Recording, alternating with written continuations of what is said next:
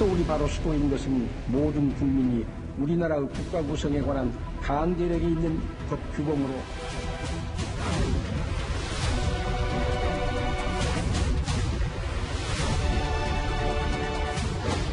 국회에 행정수도 완성 특위를 구성할 것을 제안합니다. 오래된 꿈이자 국가 100년 대계입니다. 이 중차대한 과제 앞에 여야가 뜻을 하나로 모으는 것이 무엇보다 중요하다고 생각합니다. 이제 와서 뒤집을씩 먹는 거 아니에요? 부동산 실태를 모면하기 위한 국민 전환이 없으면 선거를 두고 행정수도 완성을 가지고 나오는 것이 아니됩니다.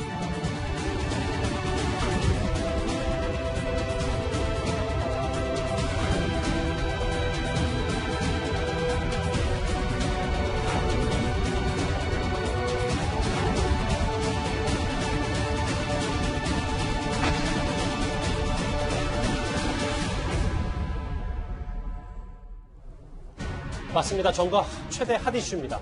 행정수도 논란이 정치권의 가장 뜨거운 감자가 됐습니다. 집권 여당의 원내대표부터 그리고 대통령까지 세종시 이전에 대해 운을 띄우고 있습니다. 저는 행정수도를 제대로 완성할 것을 제안합니다. 국회가 통째로 세종시로 이전해야 합니다. 청와대와 정부 부처도 모두 이전해야 합니다. 여야가 합의해서 추진한다면 언제도 다른 판단을 할 가능성이 있다고 보고 있고 모든 것을 다 옮긴다는 것은 목표로 하죠.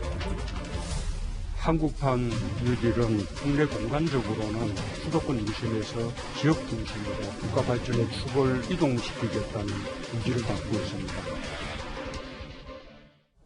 제가 이렇게 다 굳이 다 짚어보지 않더라도 여권 인사들이 꽤 일사불란하게 움직인다는 느낌을 받거든요. 이도원 의원. 네네.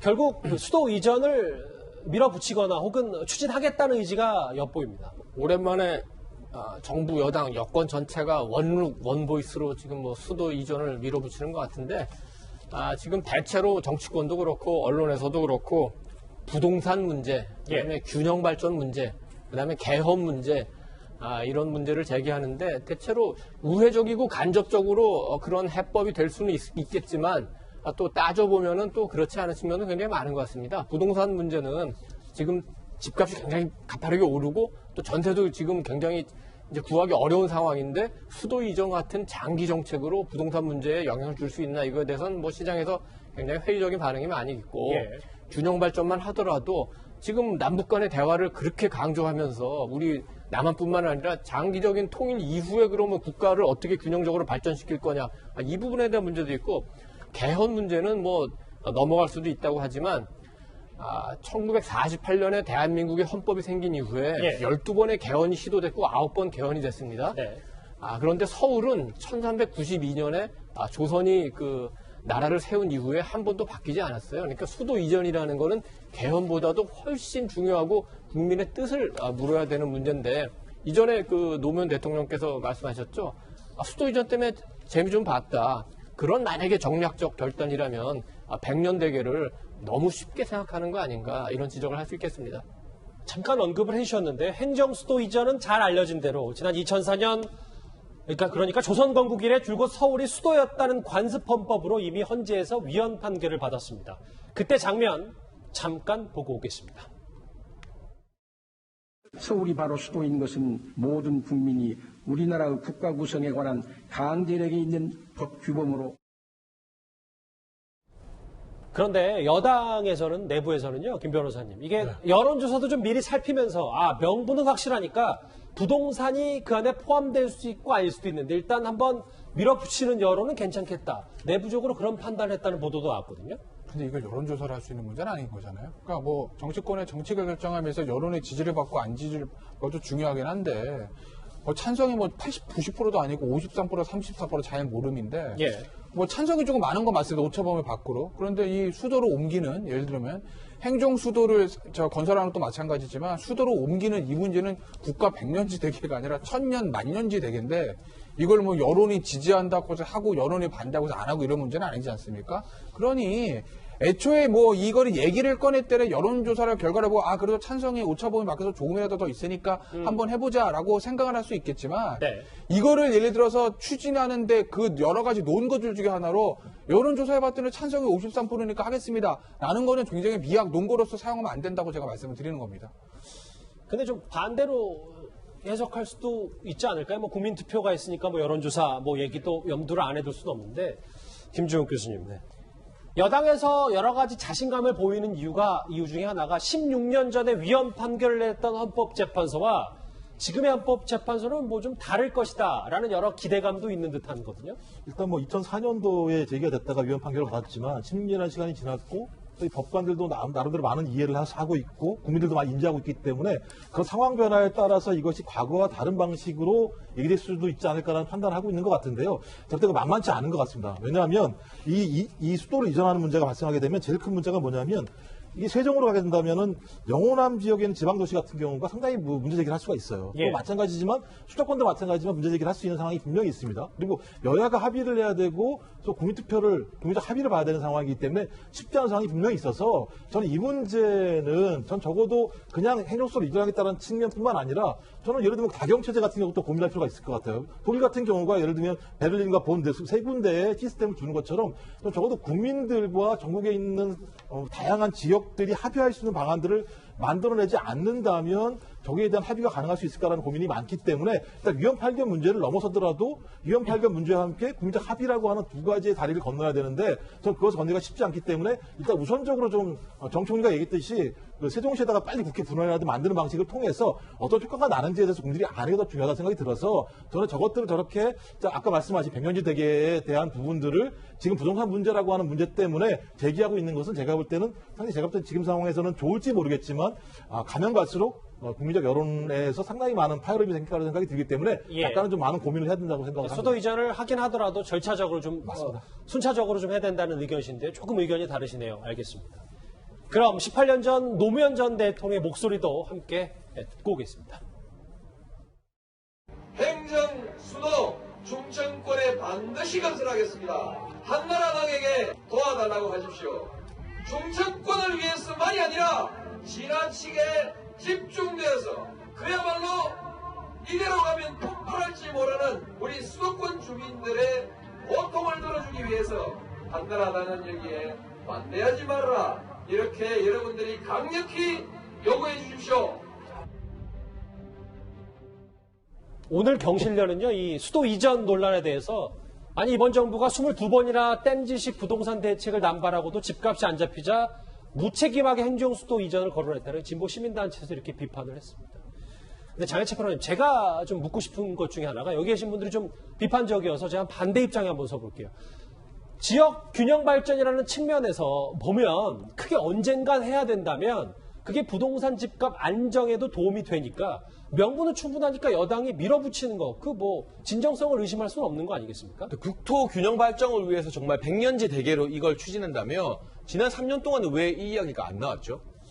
왜 이 시점에서 특히 부동산 정책과 관련해서 3040 세대의 불만이 폭발해서 포털 사이트 실시간 검색어를 장악하는 이 시점이 되어서야 부랴부랴 설이 근처 갑자기 지난 17일, 18일 사이에 민주당 내부에서 여론조사 돌린 다음에 청와대 보고했다고 언론 보도 나오잖아요. 너무나 급하게 이걸 들고 나온 게 정말 진정성 있는 국토 균형 발전을 위해서가 아니라 부동산 정책의 불씨를 잡기 위한 면피용 정책이 아니냐는 게 경실련의 비판 내용이고요. 다 아시다시피 진보 성향의 시민단체인 경실련은 일단 부동산 대책 실패한 정부의 사과부터 필요하다고 주장하고 있습니다. 잘못을 했으면 거기에 대해서 책임지고 사과하고 반성하는 자세가 먼저인데 이런 식으로 세종시 이전론을 뜬금없이 들고 나온 건 잘못에 대해서 반성은 안 하고 전혀 다른 해결책으로 지난 잘못을 묻고 넘어가겠다는 것이거든요. 그러면 세종시로 국회를 이전해서 일정 부분의 인구 분산 효과가 있다 하더라도 가장 큰 문제인 부동산 정책 기조가 변하지 않는 한 이 부동산 폭등은 못 잡는다는 게 경실련이나 다른 전문가들의 주장이기 때문에 근본적인 대책이 될 수 없고 그 밑에 깔려있는 정치적인 저희가 상당히 의심스럽다. 진보 보수 막론하고 다수의 시민단체에서는 그렇게 바라보고 있는 것 같습니다. 이동희 의원님. 네. 야당은 겉으로는 뭐 아니 왜 캐캐묵은 얘기를 갑자기 들고 일어나냐라고 하면서도 앞으로 좀 차기 대선도 있고 충청권 민심도 있으니까 글쎄 뭐 마냥 반대만 할 수도 없고 야당도 좀 고민이 깊을 수밖에 없겠는데. 뭐 여러 가지 의견이 있을 텐데 이유가 있습니다. 첫째는 아마 야당에서 정진석 의원이 가장 먼저 찬성 의사를 밝혔죠. 충남 부여 지역구죠. 충청도 표심을 의식하지 않을 수가 없어요. 선거가 다가오기 때문에. 두 번째는 국회의원들도 일을 해보니까 지금 세종시가 너무 문제가 많은 것을 알고 있습니다. 비효율적이다. 김태년 원내대표도 그 연설에서 무슨 카톡 과장, 길거리 국장 얘기했는데 지금 서울과 세종으로 분리돼서 일하다 보니까 너무 비효율이 많아서 이 문제는 그대로 둘 수 없고 차라리 서울로 다시 다 되돌리든지 세종으로 다 내려갔는데 그 논의는 있어 왔습니다.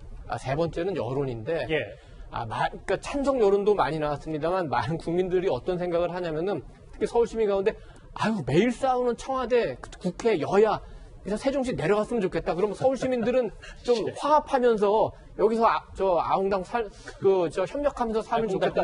이런 얘기가 나오는데 근데 가장 중요한 거는 아까 얘기했던 이제 국가 100년대계와 관련된 건데 예를 들어서 미국은 정치는 워싱턴, 경제는 뉴욕, 문화는 LA 헐리우드 딱 정해져 있습니다.